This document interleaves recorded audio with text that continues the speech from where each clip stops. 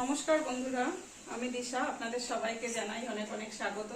তো আজকে আমি আবার আরেকটি রেসিপি আপনাদের সামনে শেয়ার করব। তো আজকে করব কচুর লতি দিয়ে মুসুর ডাল। তো এই রেসিপিটি আমি করছি, আপনারা দেখতে থাকুন। তো সবার প্রথমেই এই যে এখানে আমি কড়াইটা বসিয়ে দিই।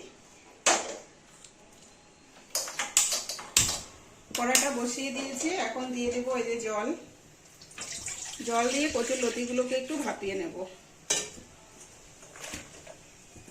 সামান্য একটু নুন দিয়ে দিচ্ছি। নুন দিয়ে দিলে কচুর লতিগুলো খুব ভালো করে ভাপানো হবে, আর এই যে ওপরের যে কালো কালো ময়লাগুলো আছে সেগুলো উঠে যাবে। তার পাশে এদিকে আমি মুসুর ডালটাও সেদ্ধ বসিয়ে দিচ্ছি। এই যে এখানে জল দিয়ে দিলাম, আর এই যে মুসুর ডালটা আমি ধুয়ে রেখেছি, ডালটাও এখানে সেদ্ধ বসিয়ে দিই।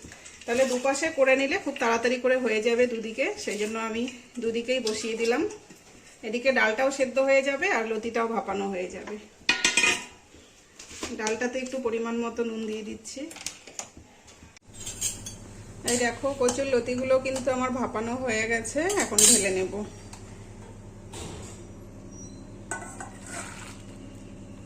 তো এই যে ডালগুলো দেখো এরকম ফাটা ফাটা হয়ে গেছে। ডালটা যখন এরকম ফাটা ফাটা হয়ে যাবে তখন আমি এই যে ভাপিয়ে রাখা কচুর লতিগুলো দিয়ে দেবো। এর মধ্যে দিয়ে দিচ্ছি একটু হলুদ গুঁড়ো, একটু জিরে গুঁড়ো আর সামান্য একটু লঙ্কার গুঁড়ো দিয়ে একটু মিশিয়ে নেব এইভাবে।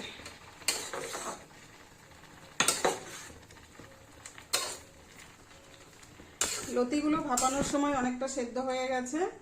এখন আমি এই যে একটুখানি ডালের সাথে এইভাবে মিশিয়ে 2-3 মিনিট ফুটিয়ে কিন্তু নামিয়ে নেব। তো ডালটা মোটামুটি সেদ্ধ হয়ে গেছে, এরকম হাফ সেদ্ধ করেই কিন্তু করতে হবে। তো এখন এটা আমি নামিয়ে রাখছি।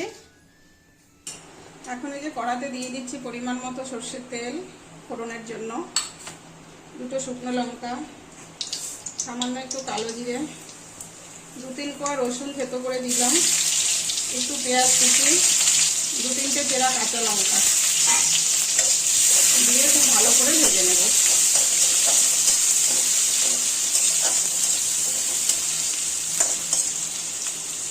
এই দেখো আমার ফোড়নটা ভাজা হয়ে গেছে।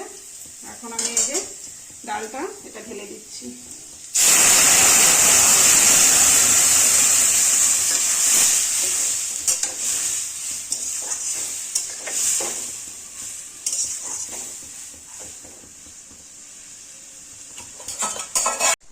তো এই দেখো বন্ধুরা, কচুর লতিগুলো কিন্তু ঠিক এরকম থাকবে। কচুর লতি গলে গেলে কিন্তু খেতে ভালো লাগবে না, এরকম আস্তে আস্তে থাকবে। আর ডালটাও কিন্তু একটু এরকম ফাটা ফাটা থাকবে। তো এখন আমি আরেকটু নুন দিয়ে দিচ্ছি। একটু ডাল সেদ্ধ হওয়ার সময় দিয়েছিলাম, তো মনে হলো আরেকটু লাগবে, সেই জন্য আরেকটু দিয়ে দিলাম।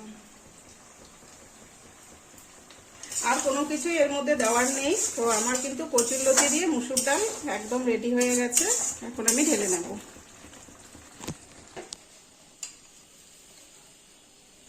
তারপর ঢেলে নিচ্ছি। তো বন্ধুরা, এই রেসিপিটি আপনাদের কাছে কেমন লাগলো? যদি ভালো লেগে থাকে লাইক কমেন্ট শেয়ার করবেন, আর পেজটিকে ফলো করবেন। আর ইউটিউবে আমার চ্যানেলের নাম দিশার সংসার, তো সেখানে গিয়ে আপনারা একটু সাবস্ক্রাইব করে আসবেন যদি আমার এই রান্নাটি ভালো লেগে থাকে।